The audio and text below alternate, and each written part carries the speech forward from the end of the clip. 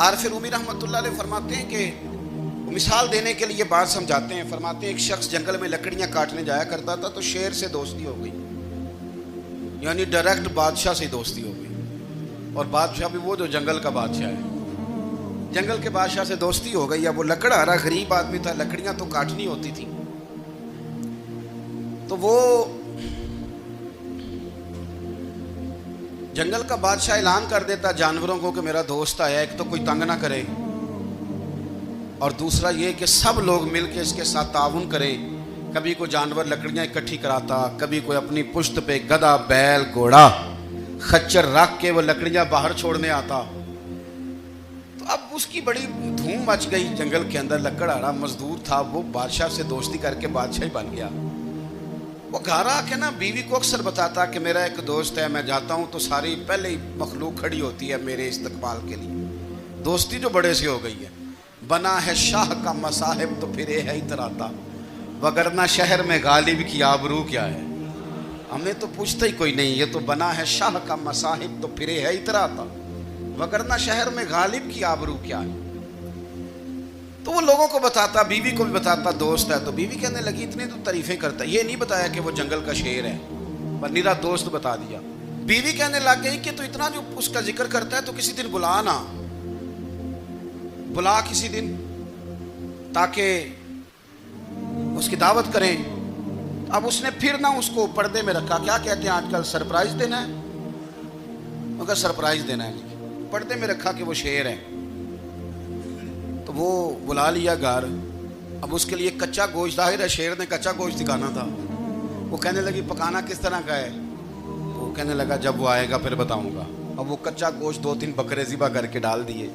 وہ آ گیا شیر.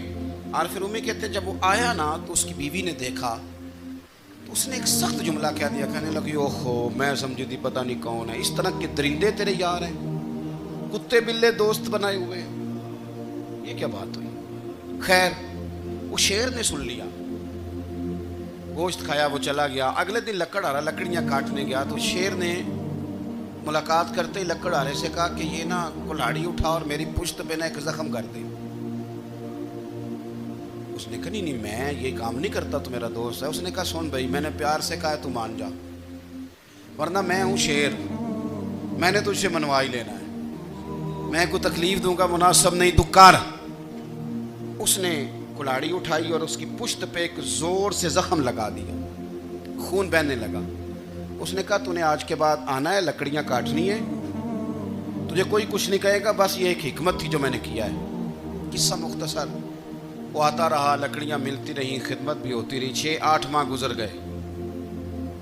ایک دن شیر اس سے کہنے لگا یہ میرے ذرا بال اٹھا کے دیکھ, وہ جو تو نے زخم لگایا تھا وہ کہاں پہ ہے. اس نے وہ بال اٹھا کے دیکھا تو زخم ملا ہی نہیں, کئی جگہ پہ ٹٹولا کا یار یہاں تھا یہاں تھا یہاں تھا.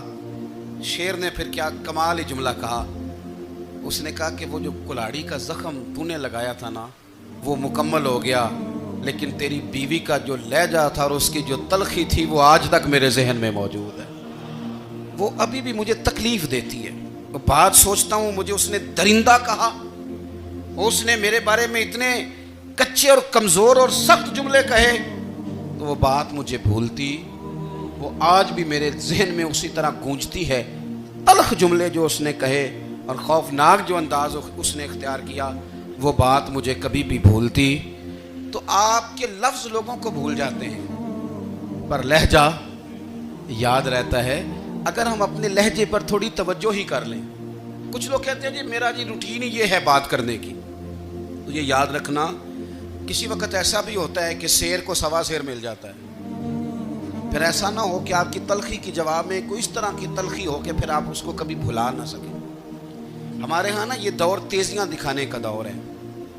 کچھ لوگ ضرورت سے زیادہ تیزی دکھانے کی کوشش کرتے ہیں. ان بیچاروں کا کبھی کبھی اتنا سخت نقصان ہوتا ہے کہ ان کو ان سے بھی کئی گنا تیز بندہ مل جاتا ہے.